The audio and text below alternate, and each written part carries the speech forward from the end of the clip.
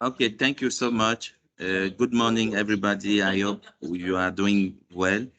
So, the first thing I would like to say is thank you to Ralph for the time you take to deliver this webinar.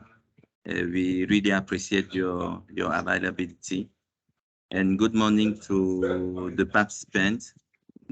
Today is the webinar regarding the product ownership, and we have the pleasure to host Raphaël Jocham. Raphaël Jocham is a speaker and author regarding the agile practices and over 20 years using Scrum successfully. Ralph used Scrum internationally at blue chip organizations on site and distribute in various domains. So it is a great honor to have Ralph to deliver this webinar. So I don't want to waste your time. I will give the floor to Ralph to start the webinar. Ralph, you have the floor. Thank you.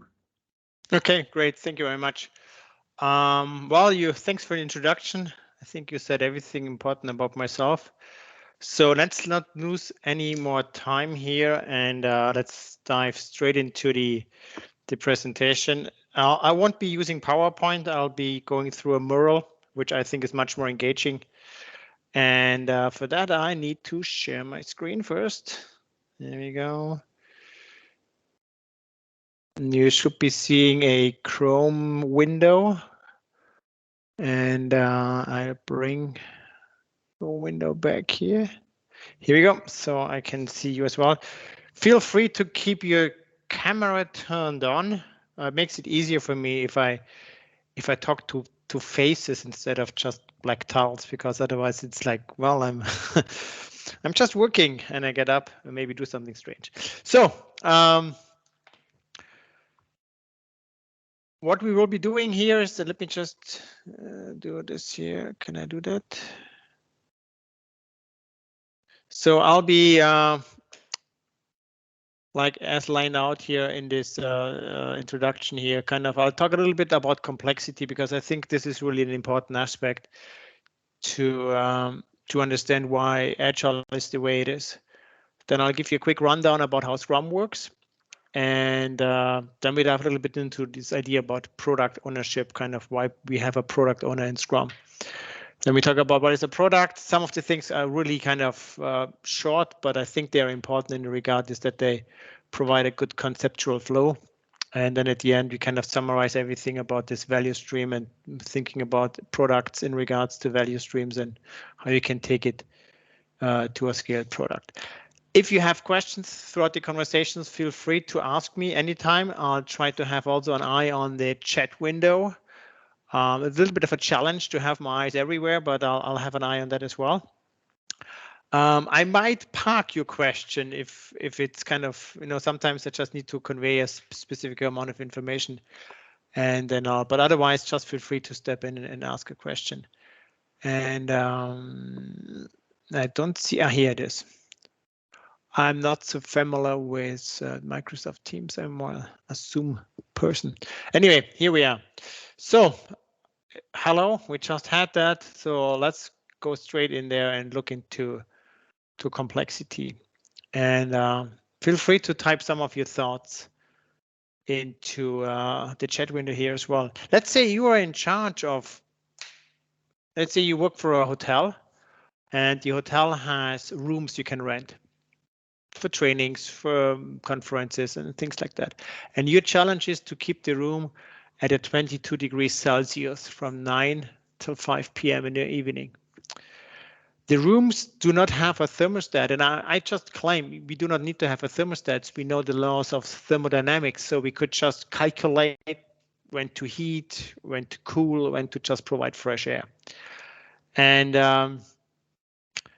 let's say you come to work at 8 in the morning, somebody gives you a sheet of paper, and based on those information, you would program the HVAC, the heating, ventilation, air conditioning. So basically the thing which brings in the air into the room and as needed will be cooled or heated.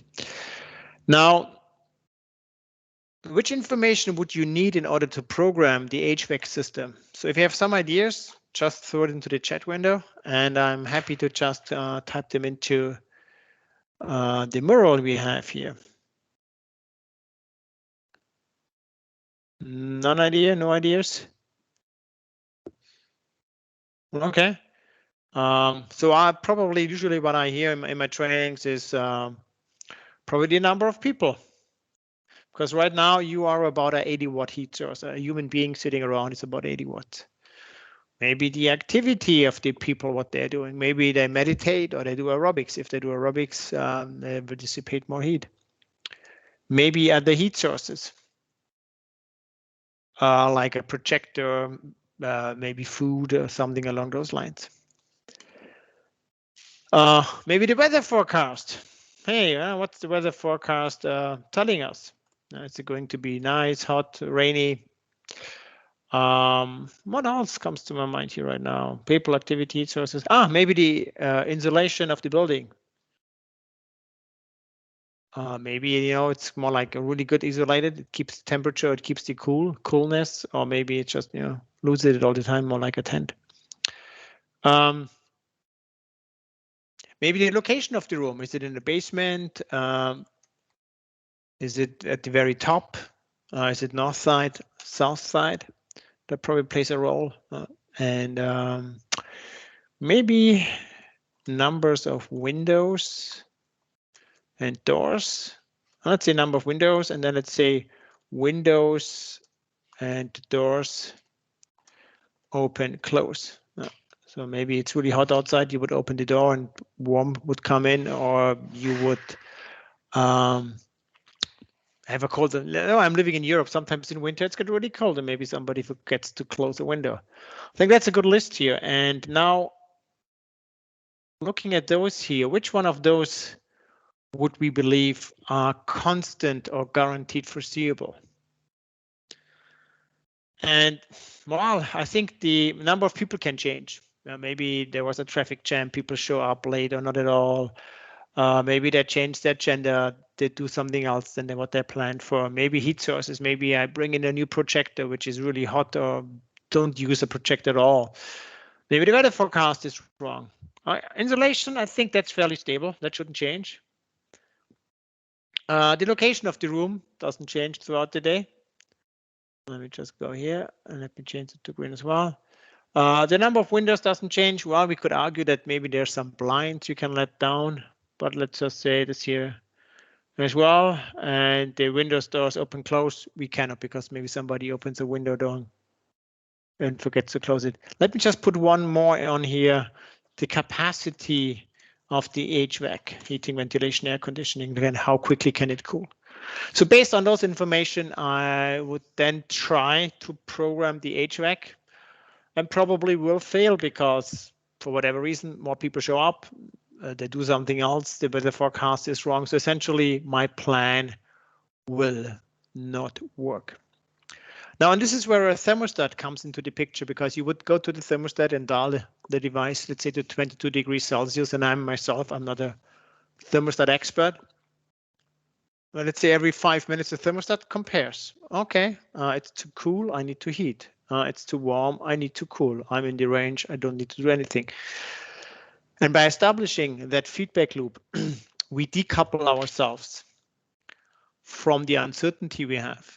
Weather forecast is wrong, well, then the air conditioning goes on more frequently, more people show up, well, or the weather forecast is wrong, the heater goes on and more people show up, the air conditioning goes on. So by establishing that feedback loop, we get a handle on coping with the uncertainty. Now, I would believe I have a bunch of project managers here in this room. Let's now take this one and let's use the same mindset for project management. Here we go. And I could run.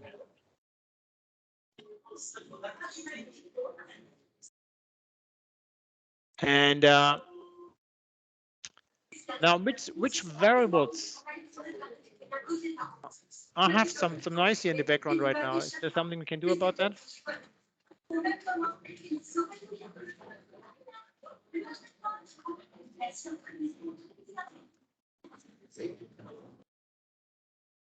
Okay, here we go. So now going back to my question, and I believe I have a bunch of project managers in this call here. Now, as a project manager, with which variables are you usually working on your project?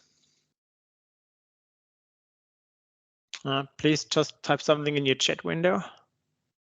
I just saw that something was typed in. The humidity also plays a role with the thermostat, you're right. But let's now go to the project management. Yeah, we would have people working on that.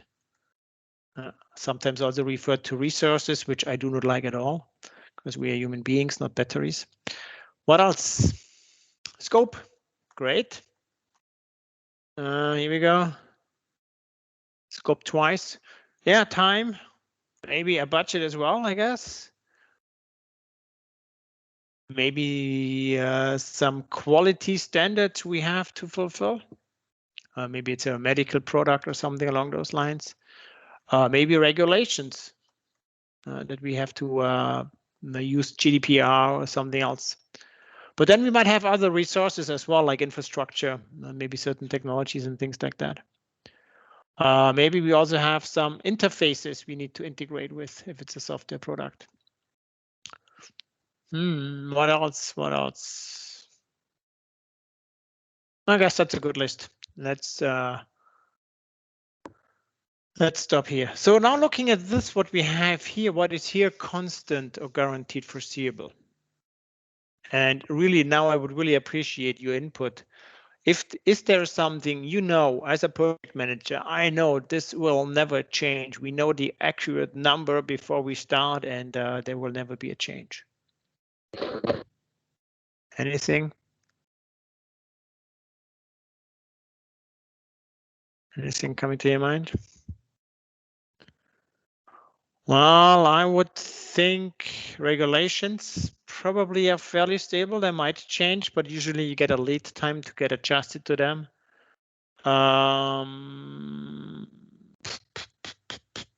Maybe the interfaces, I'm not sure about that though. Well, let's say the quality standard is fixed. Maybe we do a medical product, so at least we have 2 green. Now, if you look at this one here, I think something really sticks out. On the left-hand side, where we have more information, we do not create a plan.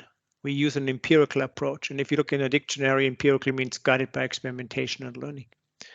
Now, on the right-hand side, where we have less information, we still go ahead and create a plan, and we hope that the plan is going to work out. And then we get surprised if it doesn't. And that's the underlying problem I think we have been facing for a long time. And Agile has been coming out of software. I think software always was struggling with that, and they came up with some answers, which we now coined as Agile.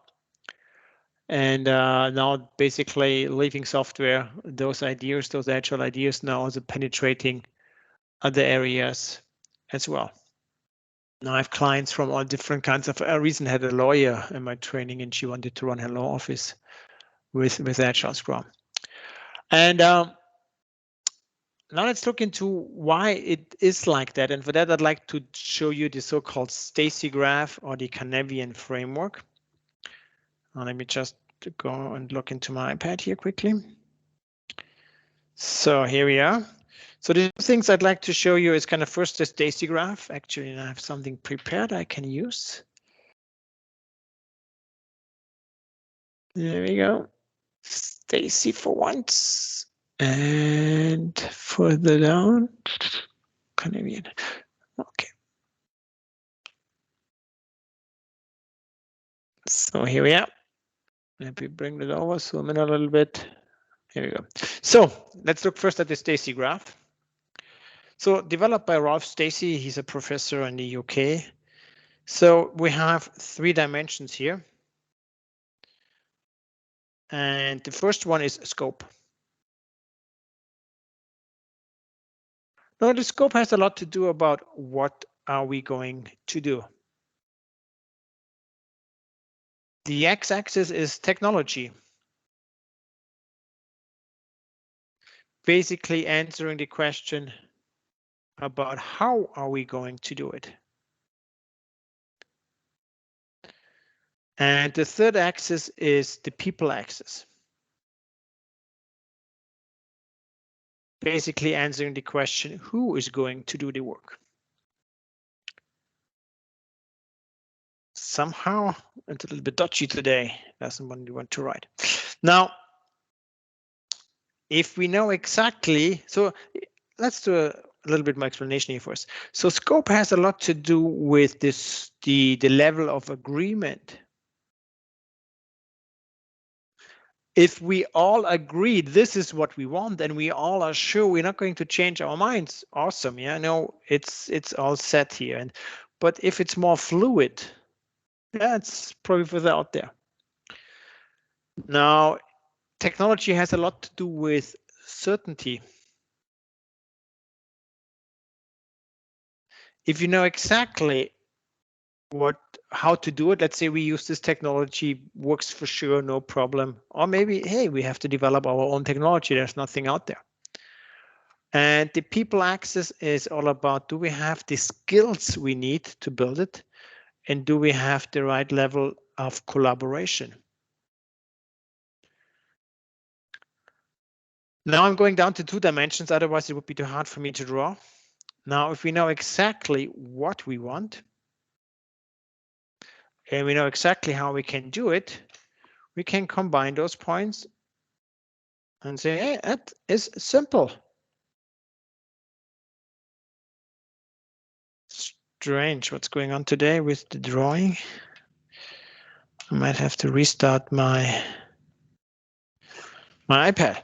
Anyway, so if we know what we want for sure, if we know for sure kind of how we can do it, and we have the right people of that, it's simple. It's like the Nike advertising we had a while ago, like just do it. I give you now one area for free, which is this thing here, which we call chaos. Now, there's limited applicability for Agile. But reality is different. We know on average about 35% of the requirements change. So we're probably more in this area here. Technology isn't that straightforward either these days anymore, so we're probably more in that area here as well.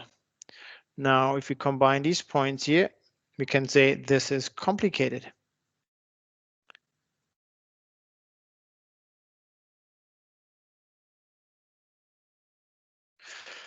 Now, if we in the complicated here and in the complicated over there, we still end up here, so in this white area, and that's what we refer to as, maybe some of you know what I'm talking about, but that's what we refer to as complex. So complex.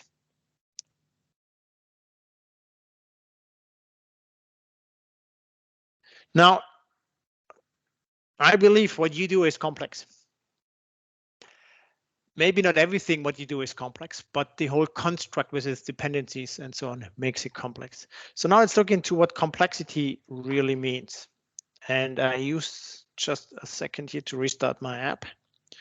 Sorry about that. Hopefully that makes the writing a little bit more sappier. So here we go. So now let's look into the Carnevian framework, which was developed by Dave Snowden. He's a complexity researcher, and he created it in '99 when he was working for IBM. Just click out of here. And he was looking into how do we handle problems, whether they are simple, complicated, or complex. He changed simple later on to clear. Now he has a alliteration: clear, complicated, CCC, and so on. But essentially what he found out is simple, clear problems we approach in the following way. We have sense, categorize, respond. So we look at the problem, say, it's this type of problem. And then once we have it correctly categorized, we can look for the step-by-step instructions and just follow them. That's also the area where we have so-called best practices. Now think about how often do you get asked for best practices? Just food for thought. So in the simple sense, categorize, respond. Now in the complicated, the approach is slightly different. Here it is sense, analyze, respond. So categorization doesn't do it anymore. Now we need to analyze. Let's say we build a one family house. If you look around, you see them everywhere. But maybe you build a house at a particular place, at a steep hill, close to a water or some specific foundation, ground, sandy, and so on. So there are some things we need to make sure we do right. Otherwise, it could fail. So in this area, we do not have best practices anymore. We have so-called good practices. Now, the right-hand side here is also what we call ordered.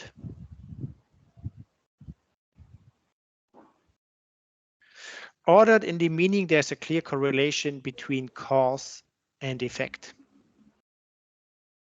And that has a lot to do with repeatability. So for that reason, you could work defined here. You could make a plan and work the plan. I think that's actually a quote the PMI had many, many years ago. So you would go along those lines. Okay. So this is how I can think about ordered problems. They're either simple or complicated. Now, in the simple, we usually say we are in the area of the known knowns. So we know everything up front before we start. If you think about cooking, you look at your recipe in your recipe book. There's everything laid out. You need so much from this, so much from that. You slice it like that. You fry it like that. That's the temperature. That's the time. Everything is known before we start. So that's why we have the best practices there, and we have also what we refer to as tight constraints. So there's really no room for navigations because we know over many, many years, centuries, maybe even, how things work best. So that's for the simple, known knowns. In the complicated, we are in the area of the known unknowns, which need to be analyzed. So essentially what we can say here, it repeats for the expert, whereas simple repeats for everyone who can follow the instructions. So complicated, you need to have some educational background. So in the complicated, we are in the area of the known unknowns, which need to be analyzed. And what we prefer to have here is so-called governing constraints. That means we make sure that nothing bad happens, a review process, a 4I principle along those lines. Okay, so in the simple, known knowns, best practices repeats for everyone, tight constraints. In the complicated, known unknowns, which you need to analyze, repeats for the expert, governing constraints. But in the complex, however, we are in the area of the unknown unknowns, the things we don't even know yet, that we don't know them yet. And that makes it kind of hard to plan for them because, hey, we don't know yet. So it could be anything. And therefore, our approach has to change. And it turns into probe, sense, respond. So we do something, we look at the outcome, and once we have something to look at, we probably learn. Maybe there's an aha moment. Maybe the customer tells us, yeah, that's kind of what I described, but not what I need. Or maybe we find out the technology isn't fast enough. Or maybe we find out our quality isn't where it's supposed to be. So it's kind of gives you a good idea about where to tweak, where to improve. And there's your thermostat again, because you have suddenly a feedback loop, which is important. So here we go. And if you look into a dictionary, this type of process control is referred to as empirical. And empirical means guided by experimentation and learning. So we do something, and out of what we have learned, we get better, and we make hopefully a better educated decision. And practices wise, because we have the unknown unknowns, the practices will emerge. That's why we have so-called emergent practices here. That's also the reason why Scrum is a framework, because whatever works here probably wouldn't work over there because they have their own context. So that's also a risk if you do those copy paste scaling. Oh, this was a good pilot, let's do it everywhere, and then it fails. So quick summary here again. So in the simple, we're in the area of the known knowns, repeats for everyone, best practices, tight constraints. In the complicated, we're in the area of the known unknowns, which we need to analyze, therefore it repeats for the expert. Governing constraints. In the complex, well, we have the unknown unknowns, so we don't know everything before we start, and therefore we need to probe, sense, respond, and this probe, sense, respond needs so-called enabling constraints.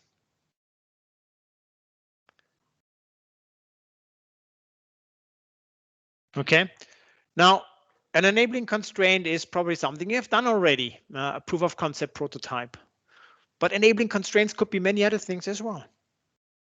Now, if we take those concept of enabling constraints and we look at it from a Scrum perspective, a sprint, you can think about a sprint like a mini project. It has a beginning, it has an end, it has a goal and objective, the sprint goal. It has a quality standard, definition of done. It's like, well, you know, you can do whatever you want, but not for too long. So you can never run for too long in the wrong direction before you kind of get reconfirmation whether you were doing right or wrong.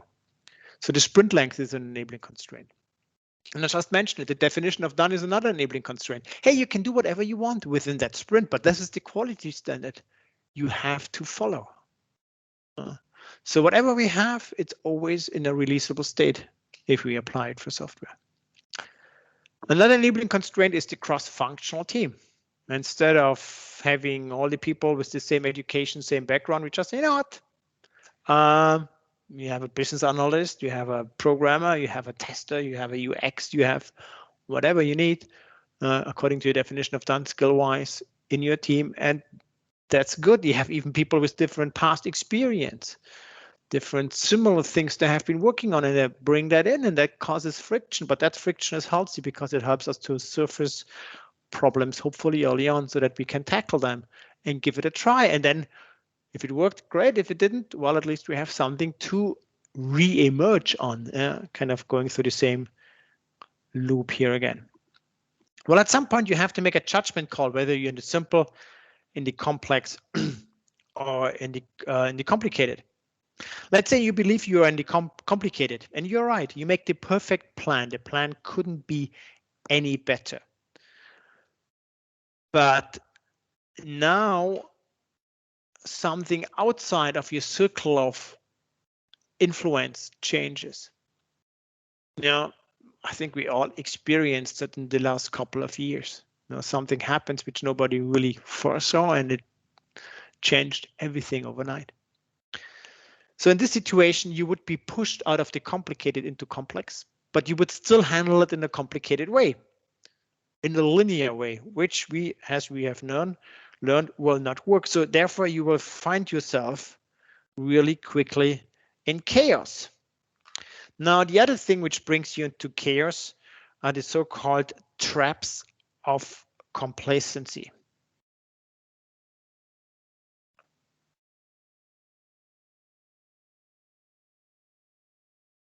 So complacency basically means if you hear the phrase, well, this is how we do it here, this is how it always was, our best practice, that's complacency. Because you don't do agile, you are agile. That has a way to do something to do with the way you think. And it's a mindset thing. And really, if you want to make an company more agile, you basically have to change the way the company thinks, which essentially also means you have to change the underlying culture of the organization. And if you don't have the complacency, you would be willing to challenge everything over and over again until you find better ways of doing it. And this goes back to the point about best practices. Best practice is always past practice. If it's sufficient for you to live in the past and still be successful, by all means, leverage that, ride that wave. But I promise you, this will not happen. You will eventually disappear in the lake of mediocrity. Now, what I'm trying to tell you here is that at some point you have kind of make this judgment call. And I'm trying to tell you here is that if you're not sure what you do is simple. If you know what you do is simple, hang on for a second, I need to have a sip of water. If you know what you do is simple, you can just plan your work and do it. And let's say here's the, let me just fulfill this one. So this is the likelihood about being successful. This is the corner where chaos would begin. Now along those lines, so if you work defined, and it would work.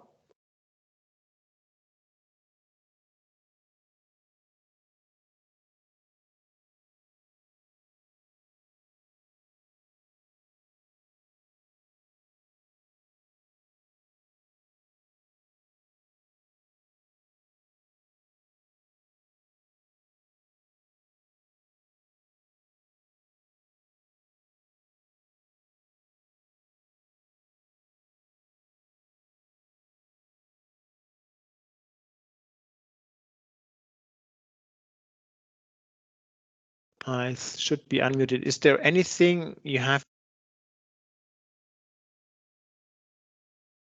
Ralph, your mic? Your mic is on mute.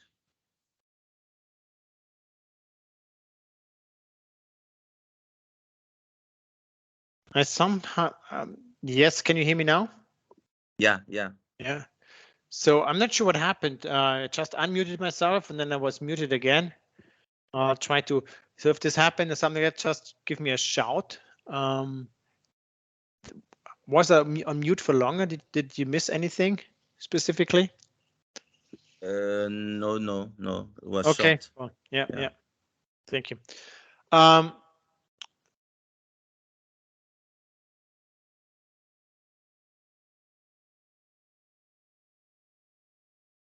We lose you again. We lose Yes, you I again. have no idea what's going on. So essentially, I'm looking here at this button and suddenly it turns red and tells me I'm muted, but I haven't touched anything at my computer. So that's strange. Okay, so let me start again. If you believe what you do is complicated, I would still handle it in a complex way. And this has a price because you might look at your plan and just say, oh, well, it's perfect, no change required. Next time you look at it again, oh, perfect, no change required. But there's probably at some point the point where you just say, well, this happened. Good that we looked at it. Now we need to change something.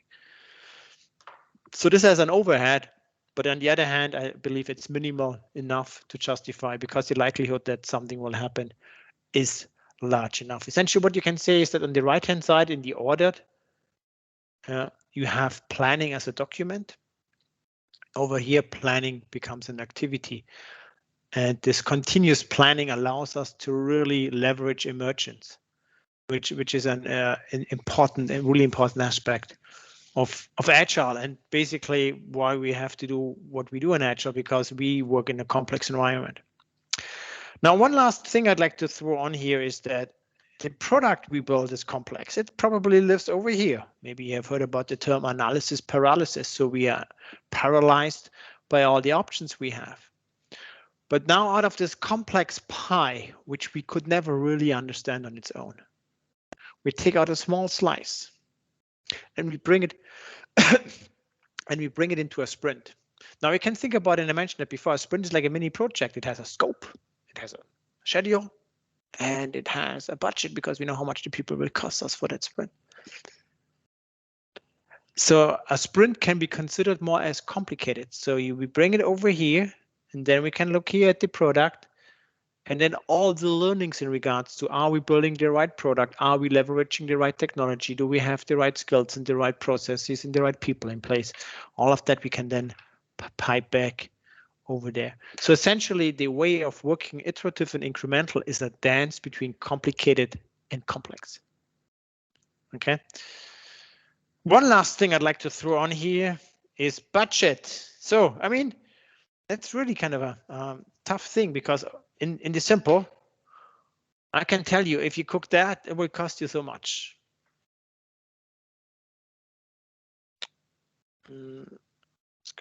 So Now, in the complicated, I can just say, you build a house, costs about so much, but past experience, plan for 10% more, because sometimes there's certain things we know about can go wrong. So a little bit of contingency. Now, but in the empirical with the unknown unknowns, how can you really speak the budget up front if you are really aware that there will be unknown unknowns happening? So essentially, the consequence here is we should be thinking in a rolling budget. Hey, you have some good ideas. Oh, there's some money. Yeah, prove it that it works. Okay, you proved me it works. Now prove me we can make it a product. Okay, and then basically we got along those lines. So I personally believe that the degree about how agile an organization can become is really tied closely to how they speak their budget, which not many organizations are really kind of realizing these days, or at least trying to change. So much about complexity. I put some white papers down here.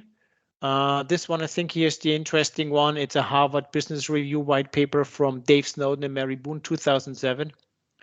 No advertising here. Go away. And in here, the Canadian framework is explained again. And if you scroll a little bit further down, you have this table here, which basically also again kind of reiterates the characteristics of complex leaders' job, danger signals, and so on. So you might want to have a look into that as well. And I think you will realize you probably are living and working in the complex. Looking at the time, I need to move on, but hey, we're making progress. That's good. Let's just track that. Complexity is handled. Let's look now into Scrum. So how does Scrum actually cope with complexity? Because we then mentioned we need to be working with feedback loops. And in Scrum, our bigger feedback loop is our sprint. Okay, so here's our sprint. And what do we have at the end of the sprint? Well, we have an increment.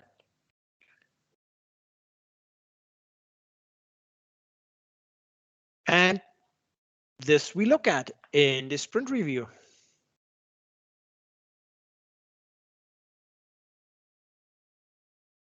This should be a magnifying glass. So basically, increment, look at that. And the changes will take place in the product backlog. Now, the three pillars on which the empirical process control is built in Scrum is transparency, inspection, adaptation. Increment, transparency, sprint review, inspection, adaptation happens in the product backlog, for which we have our product owner. Now let's give the product owner a crown. And we have a simple rule for one product. Let me zoom in a little bit more. For one product, there is one product owner and only one product backlog. Sometimes we refer to this as the Highlander rule. There can only be one.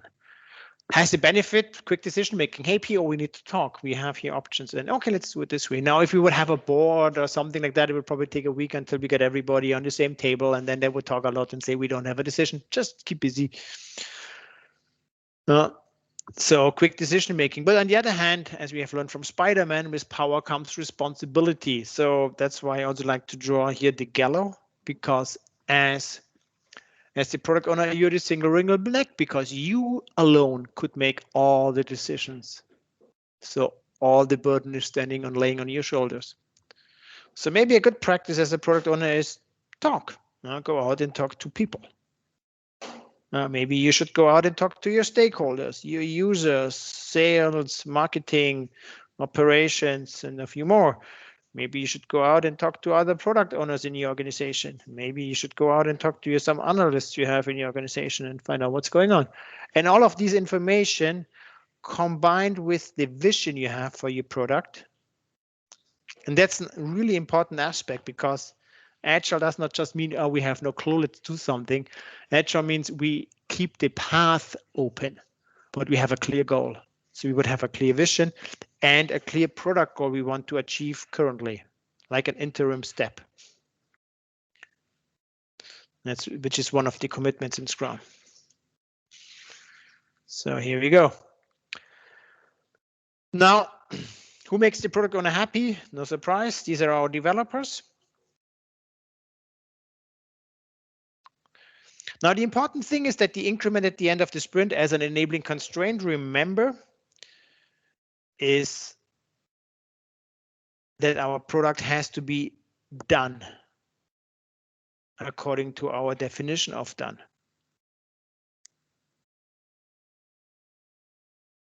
Which is really kind of describing our quality standards, which we require. Now, that means that our developers need to be cross-functional. They have to have all skills to reach done. If there is something in the definition of done we can't do, we can't reach done, we wouldn't have proper transparency.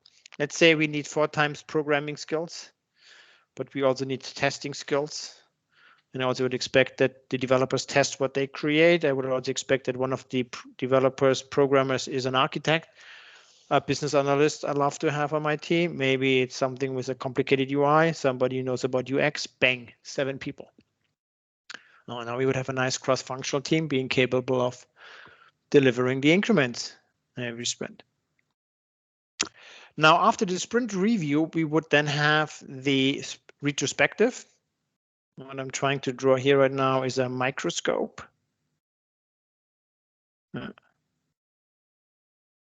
Essentially, where the whole Scrum team reflects, hey, how can we improve? How can we become better?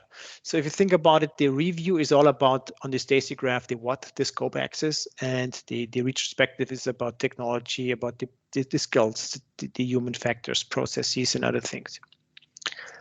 And for that, we have our Scrum Master. That's not the only thing the Scrum Master is in charge of, but that's one of the more important things.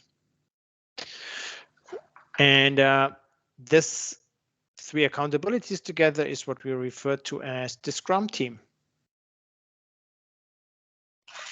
Now, the first thing that the Scrum team does in the sprint is the retrospective.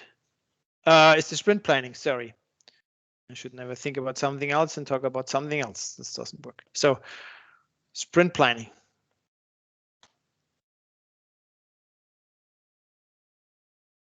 Now, the sprint planning has 3 activities. The first one answers the question, why are we actually doing this sprint? If you think about it, we have here 7 developers. Let's say we have a sprint length of 2 weeks. That's lots of money we are paying them just to do something. So why? Oh, what's the reason behind spending the money? So and the why we can basically describe as, this is our sprint goal, the objective for our sprint. Okay, and once we have that, we can figure out, hey, what would we need to do to make this happen? And based on that, we can find out which elements out of our product backlog we should be implementing. So that would then be the what. Now, why and what's closely intertwined? Maybe, hey, this would be a great sprint goal. Well, that's too much work. Okay, what would be possible? So there's often really close communication happening between product owner and developers. And once we have that, they would break it down, the developers, into their sprint backlog, which is the how. Yeah.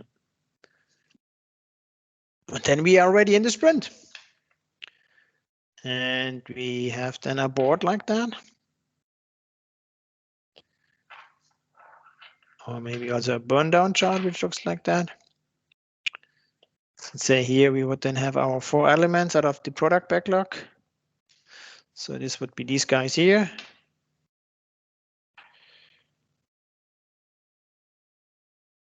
And then these guys here would be our element in the sprint backlog. And then based on that, we can do our burn down chart, which is a really good information for the developers in the daily Scrum. Okay, so the developers would come together, and I'm not sure if you play volleyball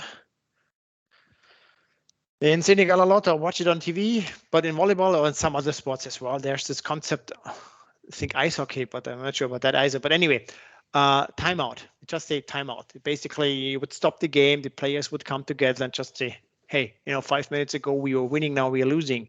How can we still turn it around? And I would come up with a just-in-time plan. So think about the daily Scrum as a just-in-time planning meeting event from the developers for the developers. It is not a status report meeting towards the so-called Scrum Master / manager. And then the sprint is over. And we have a larger increment, hopefully, which is done, meaning releasable. Awesome. And then the next sprint, it should repeat again.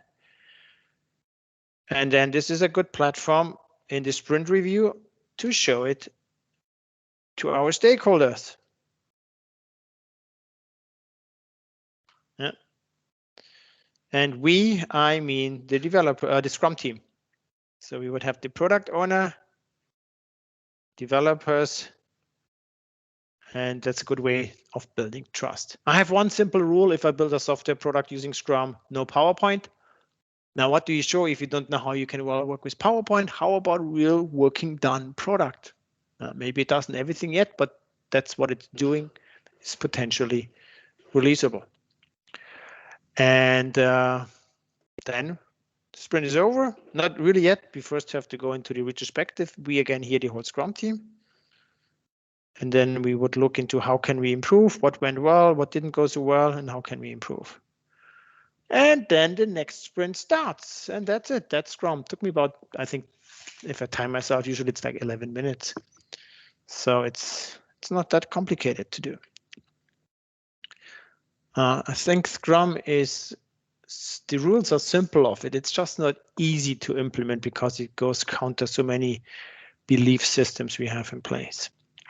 So in order to help you with kind of understanding, so this is more like how Scrum works. Give me another quick explanation here. If you work defined, yeah, you would plan everything. Let me go ahead here and let me restart my app. It's getting slow again.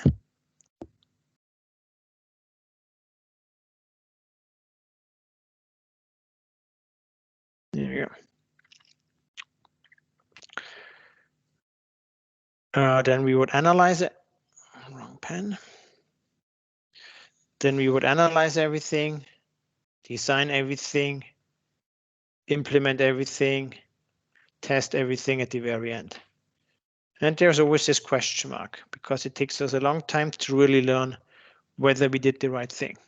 That's often why we have those milestones here in between, which essentially are not much more than, hey, we are following our process. Awesome, but we might build the wrong thing following our process. Now, if you do the same thing empirical, it's different.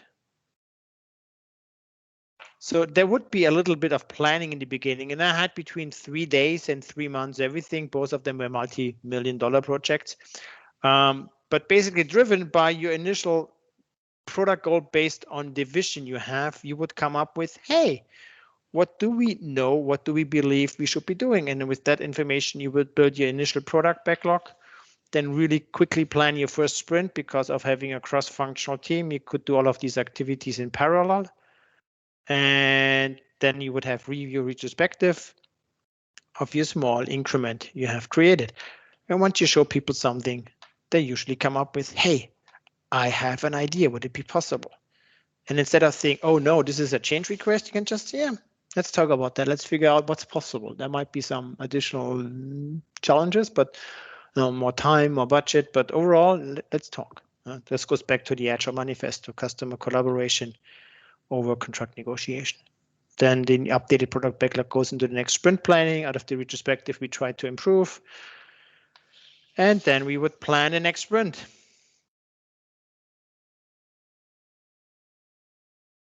And our product would grow, which I just drawn before. And let's say at the very end, we have the same amount of product, but it looks a little bit like a Rubik's Cube. Each one of those small cubes, going back to the Agile Manifesto, would be responding to change over following a plan, customer collaboration over contract negotiation, and so on. So that's more like, for me, the explanation. Oh, you don't see everything. Sorry about that. Now here we go. So now you see everything. And by doing this, you would actually make this the following happen.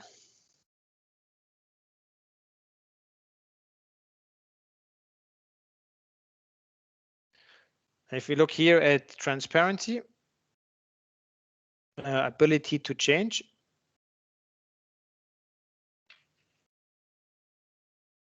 value, and risk. Now, if you work in a defined way, you know everything at the beginning and everything at the end.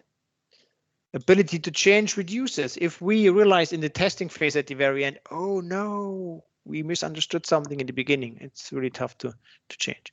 Value is like a hockey stick. If we're lucky, we go all the way up. And risk is the opposite of value. Once our value comes, our risks disappear.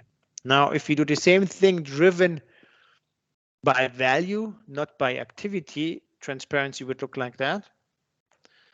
Ability to change would look like that. Not always easy to do, but always possible to change everything anytime. Value would be like that. We would do the first highest value item first before we do the next one. No, not everything is a must-have feature. And if all of them would be must-have features, there's probably one which right now is the most important one to do first. And then risk would be along those lines. Okay, so instead of lessons learned, what we often have here at the very end, we would have lessons learning, guided by experimentation and learning. What we have learned in the first sprint, we could leverage in the second sprint and so on. And this is basically how we can really navigate towards our product goal and vision for our product. So I need to hurry a little bit because I'm taking longer than planned, actually, which is not bad for you, I guess. So now let's look into project versus product. That's another exercise I like to do in my training. So usually I ask people, what's the characteristics of project management and what are the characteristics of product management? And Scrum was shown in the current form to the public in '95. That is 27 years ago. And they had a product owner, not a project owner. Because what are the characteristics of project management? Let me just change here the color. Well, it has a start, it has an end, it has a budget, it has a scope or goal, scope, if I could type, and a few other things along those lines. I need to hurry a little bit. So how would you define a successful project? Well, usually what I hear is on time, on scope, on budget. Now, sure, as a project manager, you want to be on time, on scope, and budget because that makes you the guy who delivers. But essentially,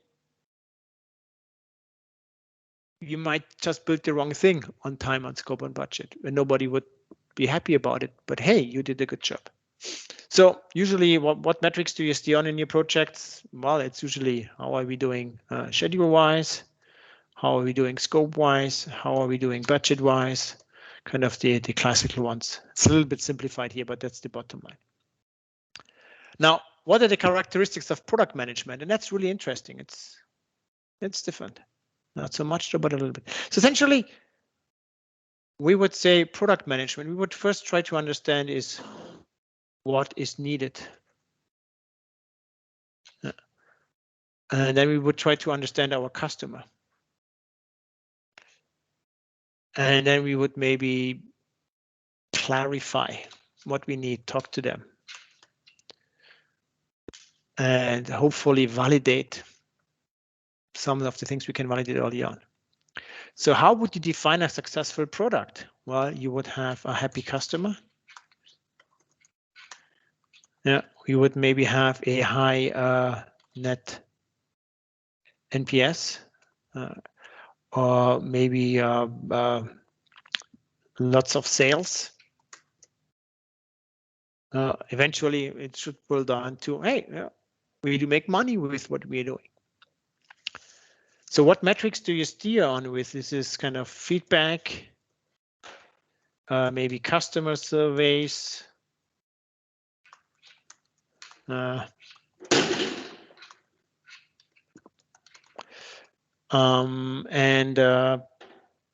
what metrics here?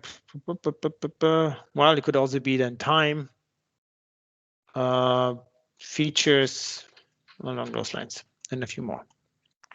Now, the interesting thing here is if you look at this one here, if I do this exercise, I always ask people afterwards, okay, on the left-hand side, count how many times the word customer, user, or similar meaning appears on the left-hand side. Normally, the answer is 0, or maybe once.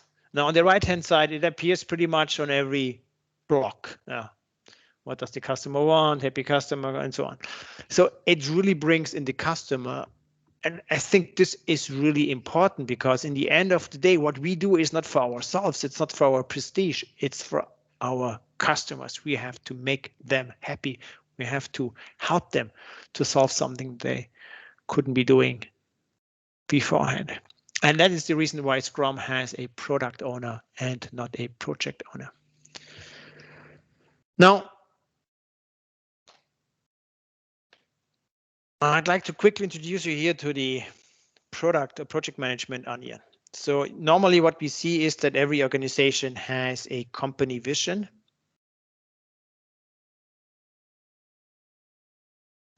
And then based on that, they would come up with their business strategy.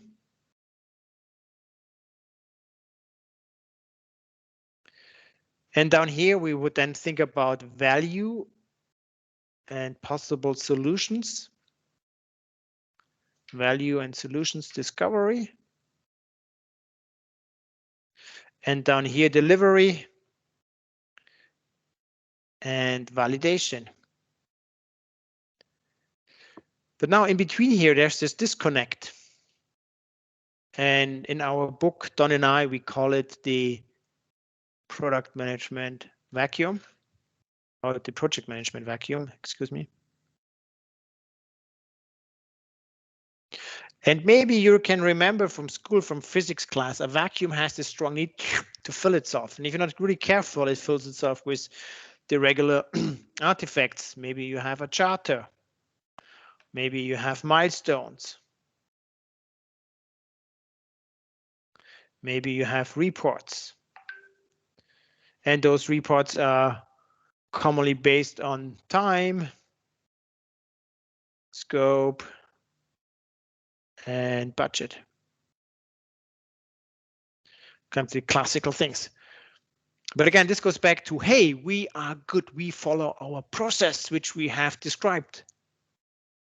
And again, this would work in an ordered world where we would know everything up front, but we are in a complex world. Now, and this is really where product ownership comes into the picture. So it starts a little bit higher and it goes a little bit further down. And I'm not typing here product owner. I want to really make sure this is the activity of doing it, ownership.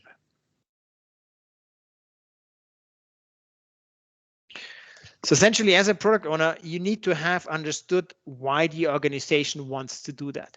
Yeah, because that's a very common problem. Strategically, everything is simple. I think strategically, we all have solved common problems of this world. But how do you make people behave accordingly? How do you make sure our laws and politics act accordingly, and so on? How do you make sure the people understand why this is important? Strategically, many things are easy. The problems are happening on the tactical side, operational side. But anyway, so as a product owner, you really have to have understood why the organization, what they want to achieve, and then you should be able to ask questions. And once you have that, you can come up with a product vision. Now, this could be for a new product. It could be the extension of an existing product. Once you have that, you would come up with your product strategy.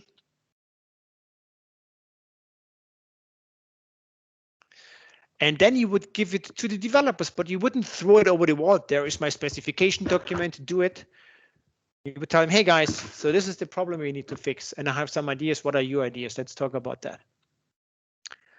In English, there's this word amalgamation. That means you bring two materials together without having an interface. It just flows from one. So product ownership is the amalgamation from what the organization wants to achieve down to the people doing the work. And often it's understood that product ownership happens down here. Well, these are the guys who deliver, which is wrong. And an effective Scrum team basically maps, because product owners being part of the Scrum team, maps all of this area. And for sake of time, essentially this would be this one here, where we would have then here this disconnect happening between what the business wants and what the people do. So essentially in between here, we would have the vacuum. Right product ownership really is what we have here. So it's this thin slide. So up here, you would have your product owner, and this product owner would be really accountable for all of this here. Okay, and this could be much of work. It could be too much work. And hey, good news, you have a Scrum team you can work with. You can delegate work. Now, there's the sentence in the Scrum Guide. It's along those lines. A long list of what the product owner is supposed to do, and then the product owner may do this work or may delegate this work. However, the product owner remains accountable.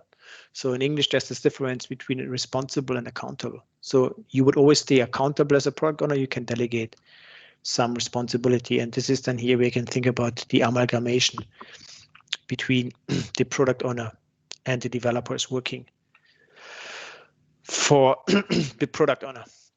I need another sip of water.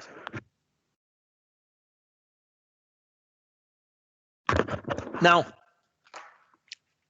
with that in mind, let's move on. So essentially, this is the reason we really want to bridge this vacuum through proper product ownership. And now we have a really simple thing. What is a product? If I would ask you, what is a product? The really simple answer is, and let me just go there and type on a sticky. Let me use this one here. Bang. Let's make it loud. It solves a problem. Bang, that's it. That's the definition of a product. And if you think about it, you have probably used many products today. You got out of a bed, which is a product. You drank some coffee, which is a product. Maybe you listened to the news, which is a product. All of those, they solved the problem. You had a comfortable rest. You woke up. You got informed about what's happening on the world, and so on and so on. So essentially, this is really it. And this product thinking we have here, this really ties back to project versus product, because there's now suddenly this connection we have here. Yeah. Bang. This is going back to this one here. Yeah. Because there we bring in the customer focus, because we have to understand what is the problem we are solving for someone. And this is then going over to my last point we have here.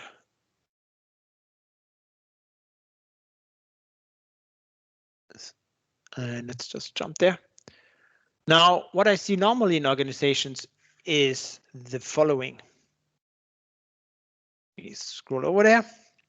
Let's take a classical organizational chart.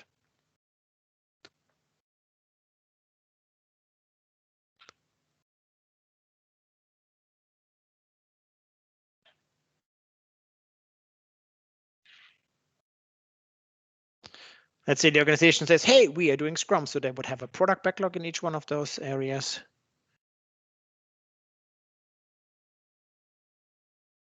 And also a product owner. So the green dot here, that should be the product owner.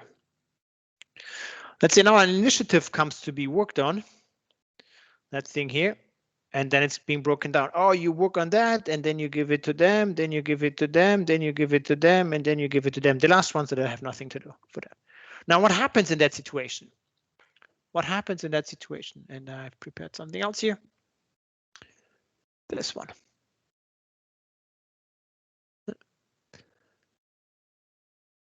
Now, suddenly, we have to worry about those things here, because we have to coordinate.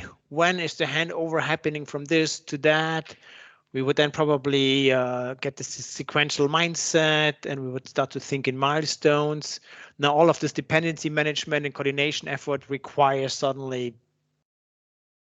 a project mindset, which we have to manage. So we would have those project managers. That causes many handovers, information scatter. There's something known over here, and something here, and something here, and something here. High inventory. Your output is my input, so the inventory would be spread throughout the whole organization somehow. Too much focus on efficiencies because they have nothing to do for a long time. It doesn't flow so well. And also they would work on low value features until they have to work on the important one. And those guys over here, they would probably go ahead and actually invent work.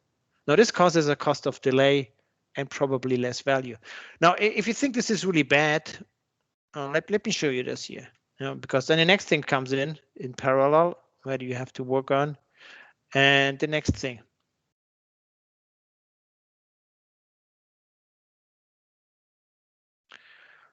And I say, hey, why didn't you deliver? Well, you know, I would have if they would have delivered. So why didn't you deliver? Well, we would have if they would have. And everybody blames everyone. And this is what I call the organizational ping pong.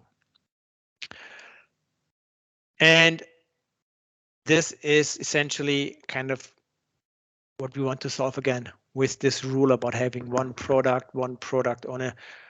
And again, it all starts with the customer. Probably over here, there's a person with a problem. A problem we want to fix. Just make this a little bit smaller. Now, essentially, let's say I go to a bank and I want a loan because I want to buy a house or get a new company or something like that. Now, that is my problem. You can fix, you can help me with. So the loan is the product. I don't care if you have a transaction server, a foreign currency converter component, or something else along those lines.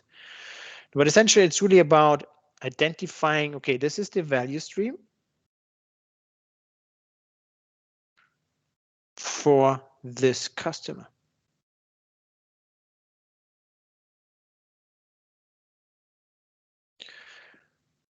Now, this is the product for the customer from the customer's perspective.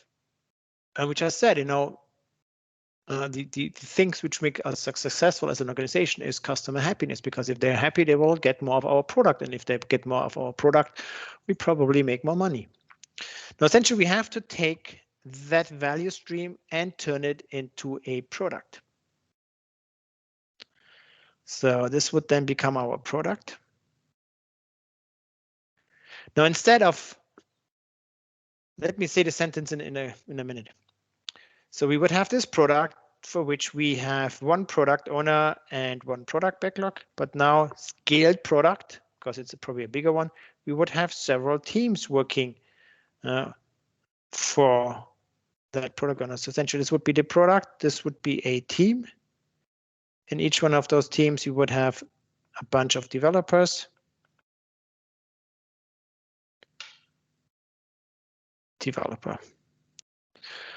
Now, going back to the definition of done, if they say, hey, we are done, this means they are releasable and they could ship their product. So the important aspect here is that because we don't have, and I'm saying what I wanted to say beforehand, instead of taking on something and breaking it down so that it fits our organizational structure, we do it the other way around. We identify there's a customer and they have this problem, and for this customer, we need to do all of these things. Let's group that together.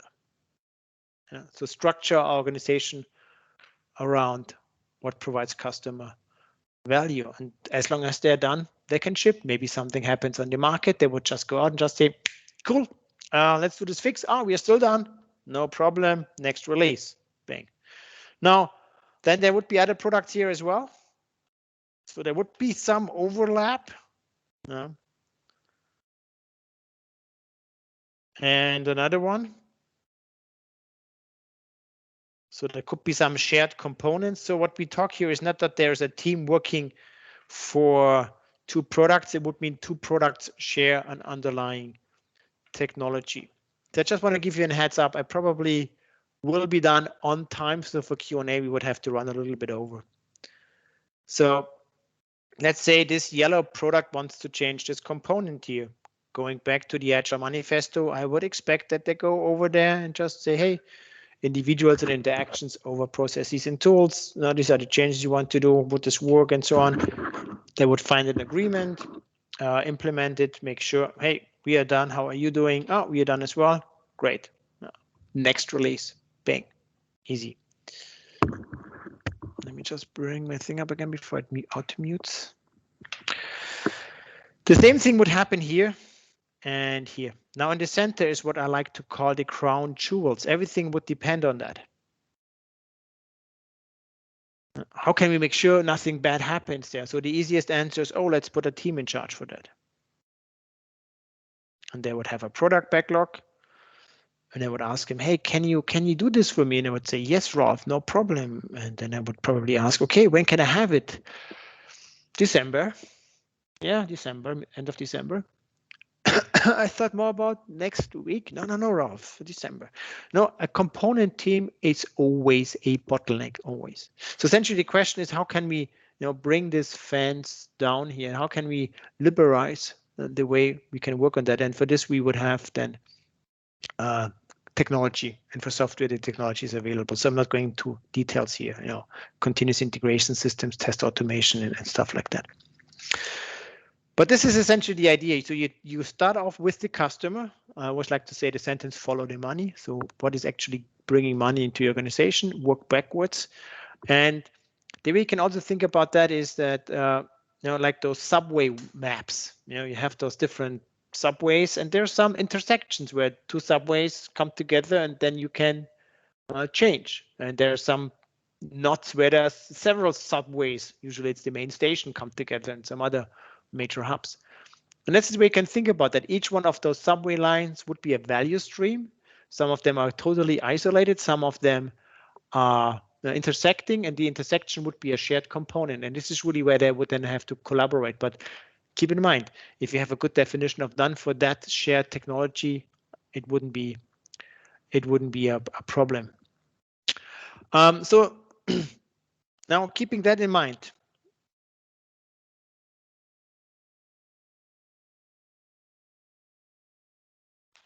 let's say we would have here a component. Here we would have a product.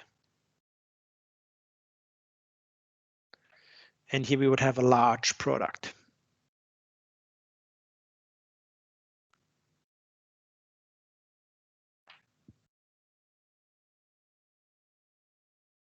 Let me zoom in a little bit like that. Good. And let me just quickly throw in a diagonal. So now if you are here, that is Scrum. There's no surprise anymore. We know how this works. If you go over here, that would be scaled Scrum. Now, but the question is, what would we have here? And for this, I'd like to draw something else here quickly.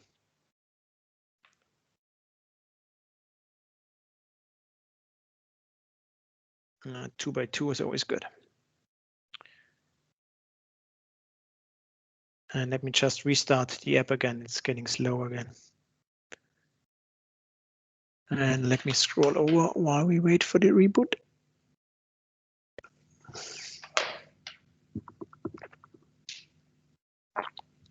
So here at the bottom, we would have the number of products.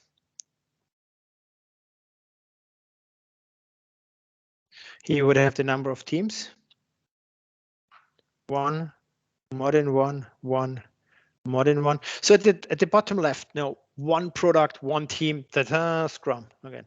So you would have 1 product backlog, one team working out of that, 1 increment, and 1 sprint review.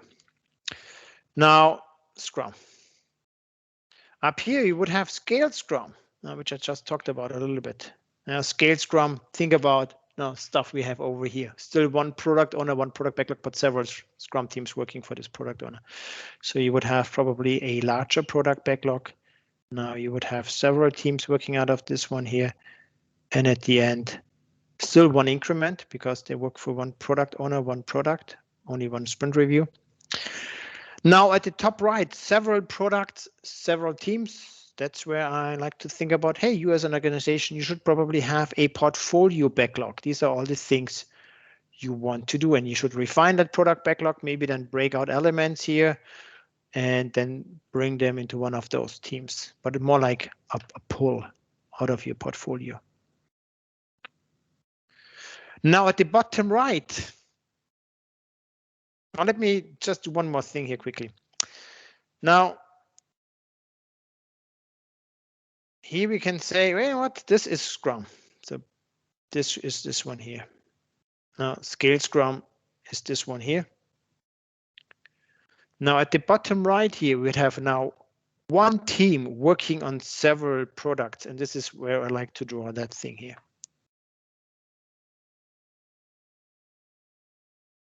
Now it's really the zone of pain or even death, and that's how you can then think about this one here. So this one would then basically go over there, yeah, and be this one here, which we don't want to have. And if you think about it, that's something I see very, very often in organizations because they haven't really managed to align their structure with their value stream. So therefore, you would have one database team doing all the database work for all the different products, and essentially it would bring us back into this setup we have up here. And the other problem is that if you think too small with your product, more on a component level, your degree of validation wouldn't be sufficiently high. Now, if you go here, kind of the further out we go, the more confident you can be that what you have been doing so far is actually right degree of validation.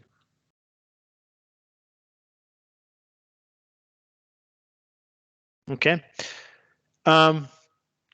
Good example here is like maybe you drove your car this morning. These days, the steering wheels have buttons on them to trigger something, adjust the volume and so on. Now, a button is a product. It solves a problem. You know, you can push it and it triggers something. Great.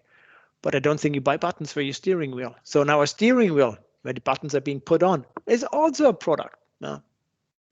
It has the buttons on it. It probably has an airbag and some other things as well.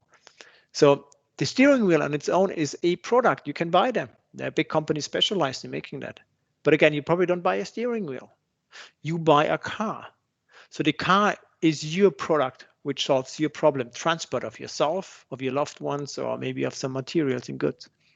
It's about finding the right level of abstraction. You shouldn't stay too low and you shouldn't go too high. And I think that's one of the most important questions for every organization. What are your products?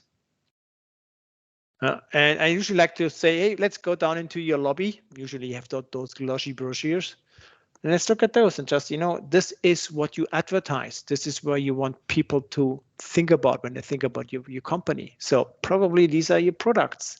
Now start to work backwards along those value streams and structure your organization around that. Okay, and with that, I conclude my presentation and let's look into the Q&A.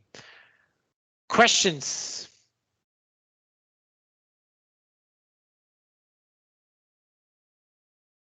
Thank you, Ralph, for the great presentation. Thank you so much. You're welcome. Okay, so we will open the Q&A session. I don't know if participants have a question. I can put a question, Ralph. Thank you so much for the great presentation. I really appreciate the way you make your presentation. It's not the traditional way we have with slide. This way is very wonderful. Yeah. Okay, thank you for that. Yeah, I try to avoid death by PowerPoint. Yeah. yeah. So I have a question regarding the complexity. For me is the main point to justify the usage of agile approach. So you use Stacy. I know the Stacy diagram, and I know there is some criteria we use to analyze the complexity of the project, the tech, and the scope. But I see here you use another one. The Canadian framework, yes. Yeah, okay. It's up here. Canadian. So Dave Snowden, he's a Welsh guy. So basically the area in the UK. Okay. And it's a Welsh word. It means living domain, habitat. Okay. Okay. So my question is related to the, when we are using simple, complicated, complex, I think that is sometime it depends of the person. It depends of the organization. For example, something you can perceive like simple could be complicated for me. You understand? Okay. Yeah.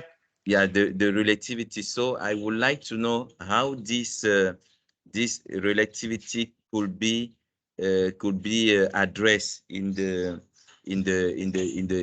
scope regarding the complexity. For example, when I go to an organization and I would like to analyze if the situation. I don't know if you can understand what I would like to, the way I would like to go. Yeah, I think I have an understanding what you're asking for. So first of all, with your first point, you're absolutely right. So the way you can also think about it, maybe something which is complex today might be complicated in 5 years, might be simple in 10 years, because our understanding, maybe we have really understood how it works. We have formalized it. We have the proper tooling in place, and it's not a problem anymore. So things will always be a little bit in motion.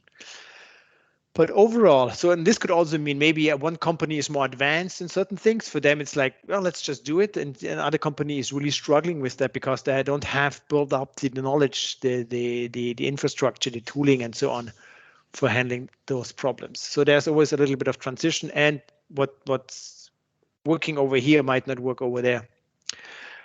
The other thing is that, and I think it's always very situational, and this is why Scrum is a framework. So I think kind of based on what we just said, so maybe you're an organization, and what I like to do sometimes is to look at the high-level use cases, and I put 4 tables together, and we have printouts, or maybe you do it on a mural, and just, what of those things we have here do you believe are simple, complicated, complex? And there's probably a bunch of things. They're simple, we just know how to do them.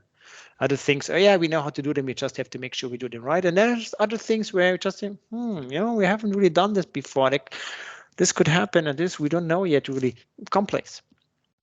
Now, the important thing is here that once something is complex in the whole construct, everything becomes complex.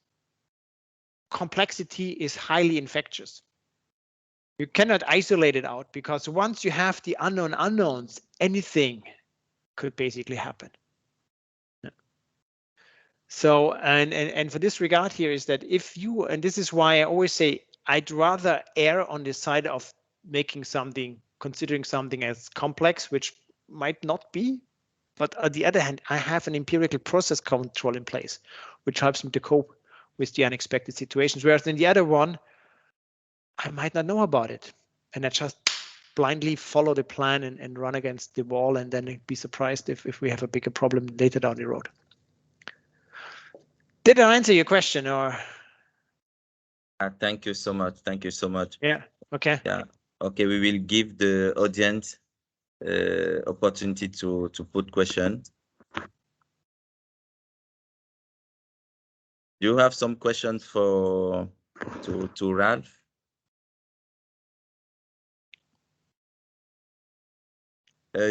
You can put also the question in French, and I think we can translate to Ralph.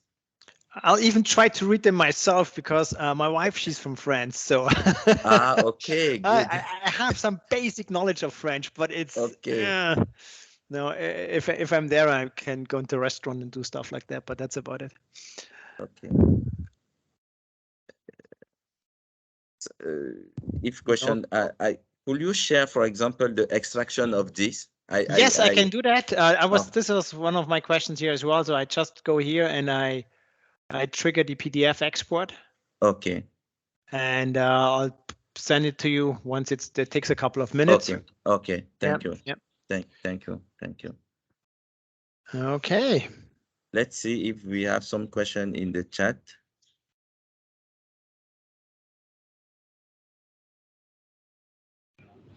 I don't know. Could you refresh? Okay, go ahead. Some question. Yes, hi, sir. Okay. Yeah, go ahead. Go ahead. Yes, I would like to thank you for this great presentation, and say also thank you to PMI and Doctor. So I have a question, and regarding to the risk, how to deal with risk if in this kind of situation, if we are dealing with Scrum or Scale Scrum, how to deal with the risk, because it may be different with water flow um, traditional way. Thank you.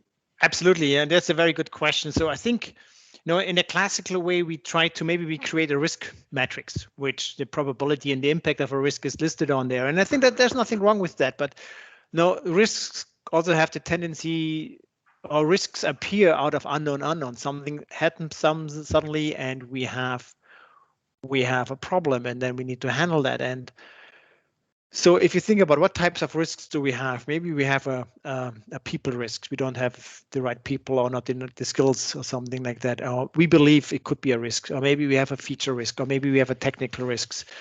So, and again, think about it. This is the beauty about working in small iterations. We could just go ahead and just say, okay, what provides the most value? Let me go back to the mural here. Let me just go down here, Q&A. So you would have it there. And this has a lot to do about how you would order then your product backlog. So the way you can think about it is the following. I throw a little bit more on it. So we want to create something which is high of value. But we also want to do something which mitigates our risks early on. Again, feature risk, technical risks, and so on. So, and I like to call them risk exposure, not risks directly, because they might happen, they might not happen.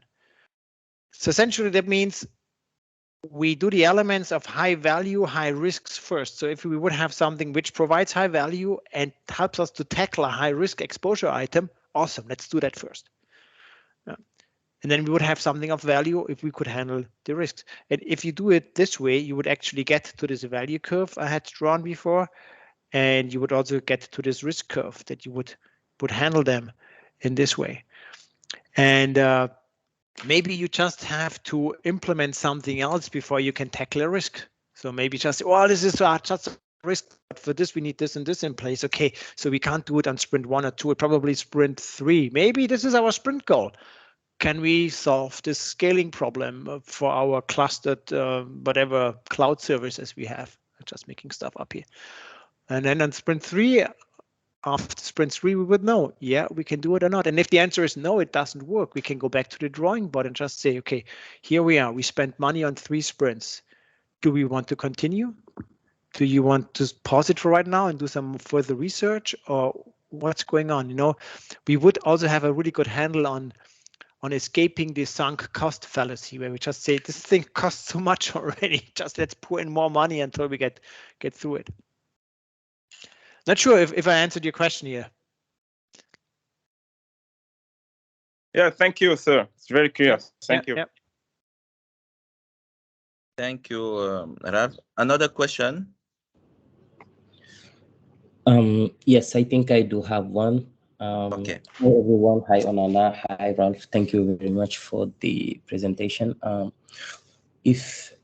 my understanding, if I were to, let's say, maybe not summarize, but if I were to resume the presentation into, or I mean the product management into one word, I would say customer satisfaction. That's my understanding, though. Yes, this is absolutely right. So was this the question, or was this the intro to the question? The question is, how actually do you make sure that from the beginning and while you build the product, you understand actually what the customer really wants, what they really need? I mean, you might be sending out surveys for customers to fill, but sometimes actually they might not be accurate. So how do you make sure actually that at the beginning of the very beginning of building the project, you have at least something like 99% of accuracy of, okay, I know this is what the customer wants. this is how I'm going to provide it to them. So my question actually deals with the accuracy of knowing what you want. So if you say 99%, I respect. I would never think I would get to 99% accuracy on really trying to understand what the customer wants. So for me, this is going back to the lean startup thinking. So you might come up with an idea and you're not sure if it works. And let me just go here over to my browser again. And have you ever heard about the term MVP, minimum viable product? Lean startup. Oops, here we go.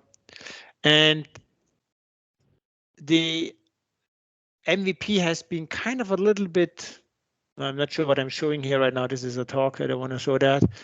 But essentially, lean startup MVP types of. Yeah, here we go. So this is maybe, let me just see if I have something here which is of value.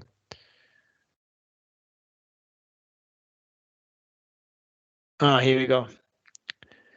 So there are even more out there, but this is just a good way. So essentially, often an MVP is understood as it's the crappiest product we can get away with, and this is not the meaning of an MVP. An MVP is essentially a hypothesis we have, and then we need to validate whether this hypothesis is right. So maybe we think the customer needs that.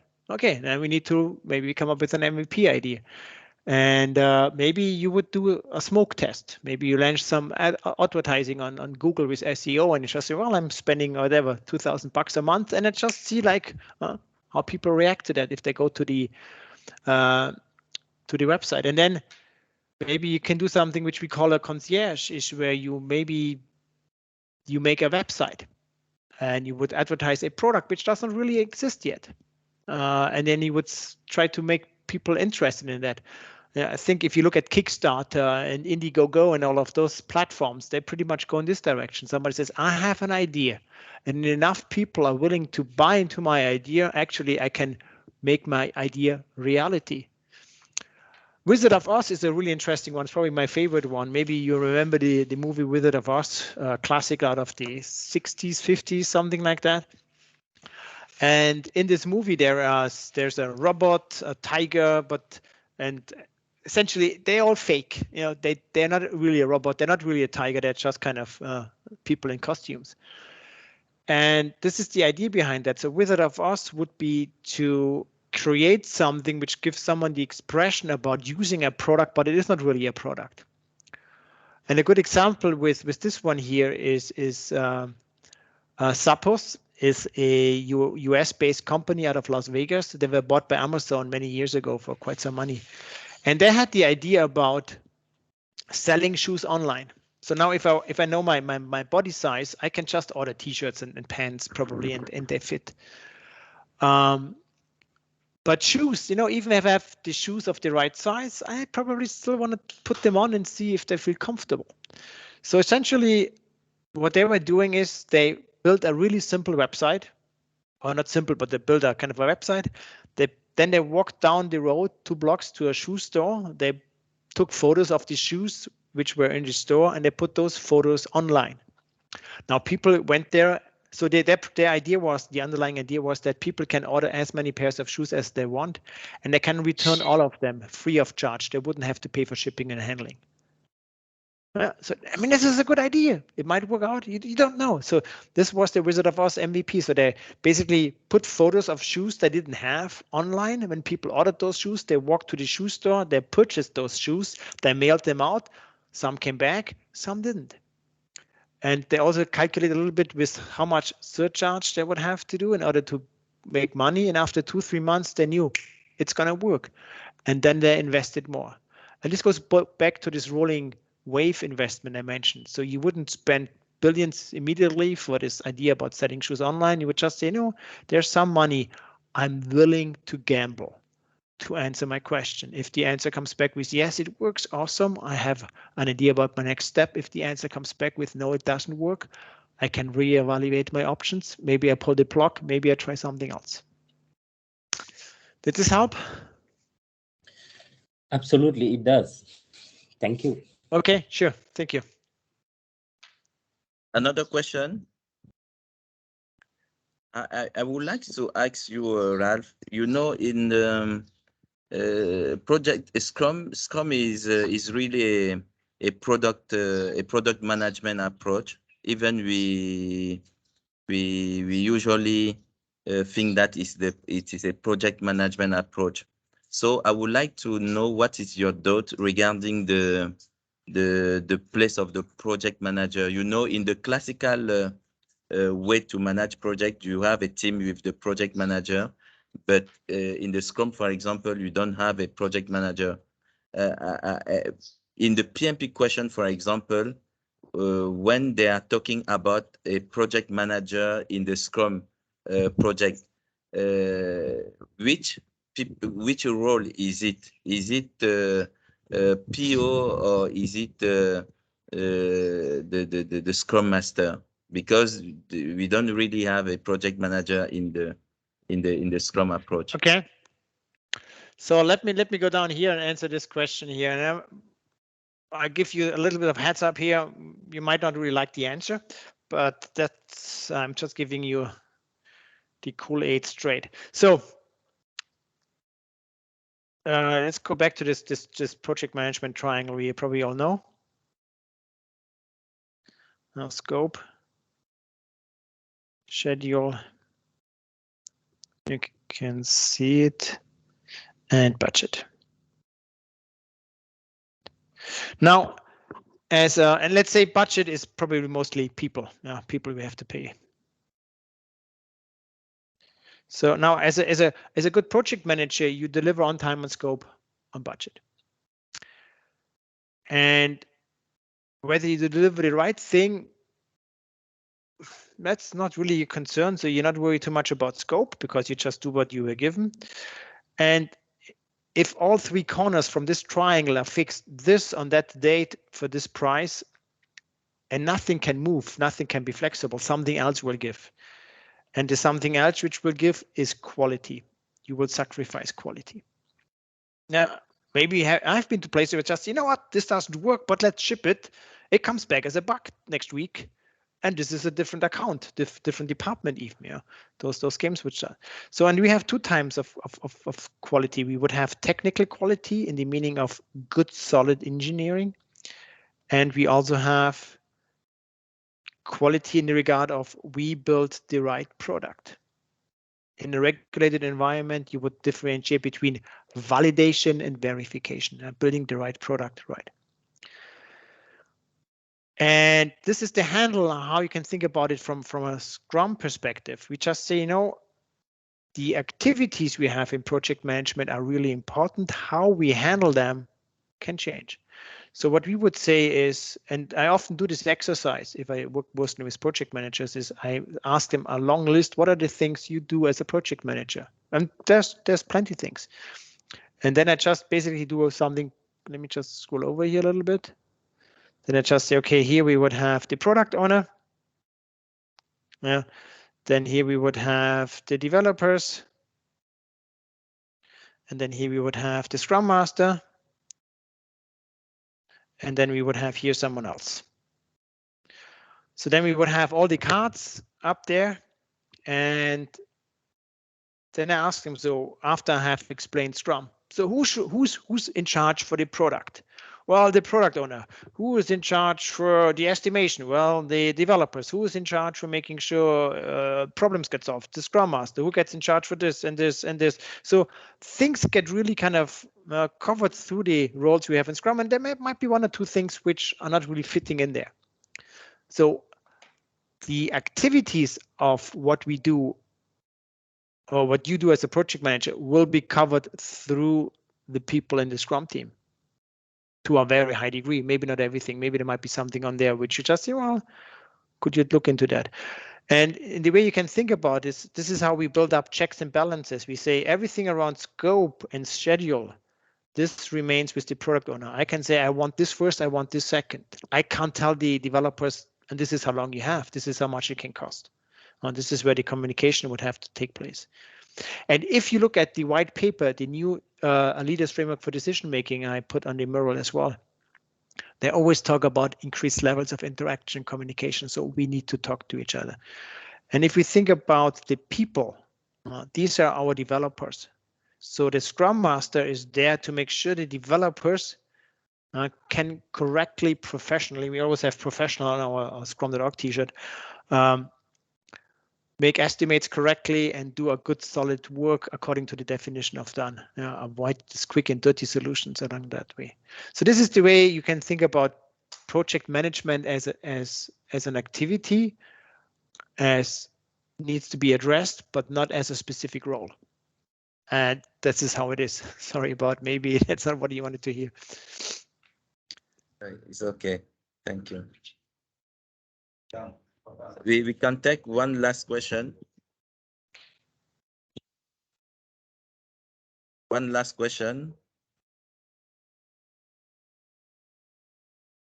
Okay, I think there is not any more questions. So thank you for attending the webinar. Don't forget to fill the form, the PDU form, please.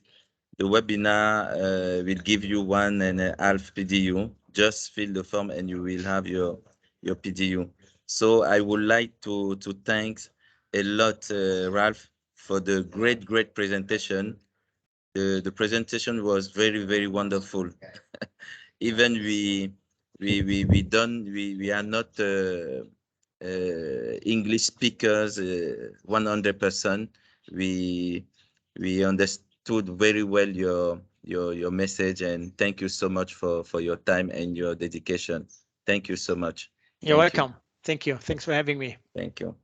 So okay, bye everyone, and see you for the next activity. Thank you. Bye. Take care.